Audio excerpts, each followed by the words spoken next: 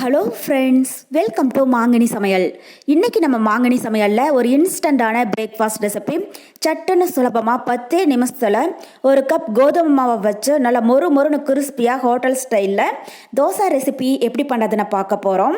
So வீட்டில் இட்லி தோசை மாவு இல்லாத போது உடனடியாக டக்குன்னு செஞ்சு முடிச்சிடலாம். நல்லா மொறுன்னு ரொம்பவே சூப்பராக இருக்கும். சரி வாங்க, இப்போ இந்த இன்ஸ்டண்ட்டான தோசை எப்படி பண்ணுறதுன்னு பார்க்கலாம்.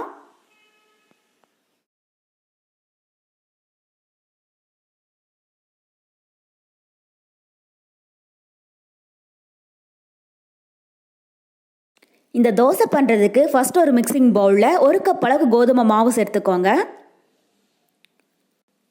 கூடவே அரை கப் அளவுக்கு அரிசி மாவு. நான் கடையில் வாங்கின அரிசி மாவு தான் பயன்படுத்தியிருக்கேன். வீட்டில் அரைச்சதாக இருந்தாலும் சேர்த்துக்கோங்க.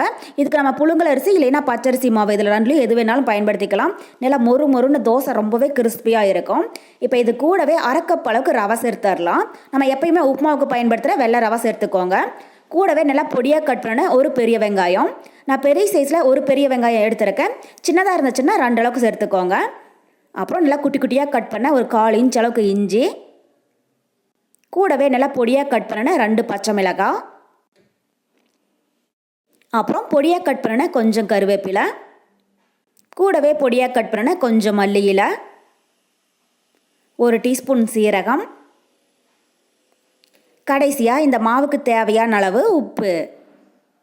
இதெல்லாம் சேர்த்துட்டு இப்போ கொஞ்சம் கொஞ்சமாக தண்ணி விட்டு நல்லா தோசை மாவு பதத்துக்கு கரைச்சி எடுத்துக்கோங்க.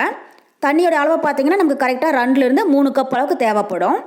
ஃபஸ்ட்டு நிறையா சேர்த்து கலந்திங்கன்னா கட்டி விழுக ஆரம்பிச்சிடும். கொஞ்சம் கொஞ்சமாக சேர்த்து மிக்ஸ் பண்ணிங்கன்னா தான் கட்டி எதுவும் விழுகாமல் இருக்கும்.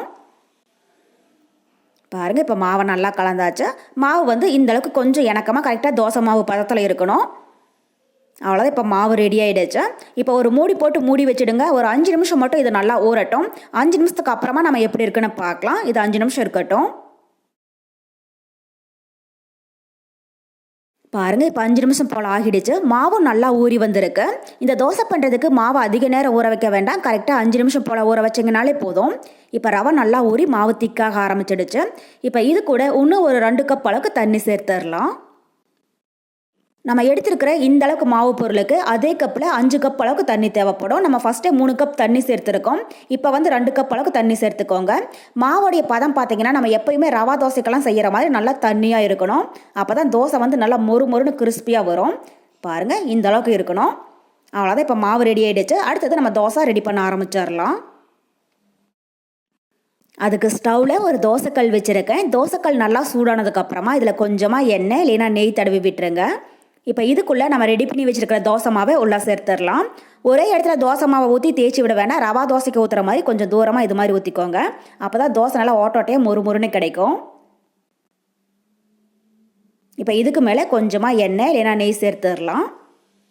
ஒவ்வொரு டைம் தோசை ஊற்றுற போதும் மாவை நல்லா கலந்துட்டு ஊற்றிக்கோங்க. அப்போ தான் மாவு வந்து ஒரே மாதிரி பதத்தில் இருக்கும். இல்லைன்னா அடியில் போய் நல்லா கெட்டியாக தங்கிரும். மேலே வந்து தண்ணி மாதிரி தெளிஞ்சு நிற்க ஆரம்பிச்சிடும். பாருங்கள், இப்போ தோசை ஒரு சைடு வெந்துருச்சு. அடுத்த சைடு திருப்பி போட்டுடலாம். ஒரு 5-6 தோசை சுட்டுறதுக்கு அப்புறமா மாவு வந்து கொஞ்சம் திக்காக ஆரம்பிச்சிடும். தேவைப்பட்டால் கொஞ்சமாக தண்ணி சேர்த்து கலந்துக்கோங்க.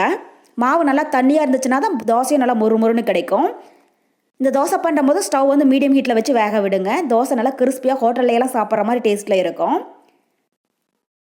பாருங்கள், இப்போ தோசை 2 சைடும் நல்லா வெந்து பொன்னிறமாயிடுச்சு. இந்த ஸ்டேஜில் வெளியில் எடுத்துடலாம். அவ்வளோதான், நமக்கு இப்போது ரொம்ப டேஸ்டியான கோதுமை மாவு ரவா தோசை ரொம்பவே சூப்பராக தயாராகிடுச்சு.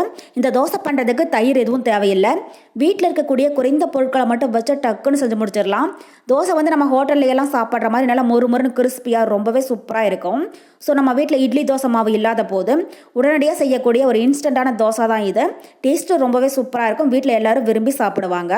ஸோ கண்டிப்பாக நீங்களும் இதே மெத்தடில் கோதுமை மாவு ரவா தோசை செஞ்சு பார்த்துட்டு எப்படி இருக்குன்னு கமெண்ட் பாக்ஸில் சொல்லுங்கள். என்னோட இந்த ரெசிபி வீடியோ உங்களுக்கு பிடிச்சிருந்தா மாங்கனி சமையலுக்கு சப்ஸ்கிரைப் பண்ணுங்கள். நன்றி.